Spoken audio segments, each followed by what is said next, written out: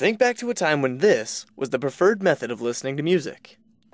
It's hard to believe that it's also the same time the United States began working on these surveillance satellites used during the Cold War that are now declassified. There were no computers, there were no laptops, no desktops, so it's a marvelous feat having been designed in the 50s and launched in the 60s, 70s, and 80s.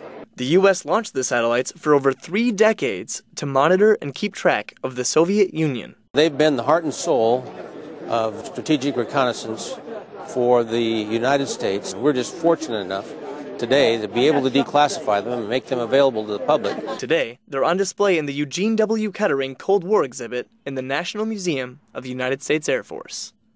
The exhibit is an effort to tell a part of the Air Force story both in the museum and on the World Wide Web. Those that visit online can learn about the aspects of the science and technology and engineering that went into these systems. So there's tremendous potential there on the education side of the house that we work very hard at.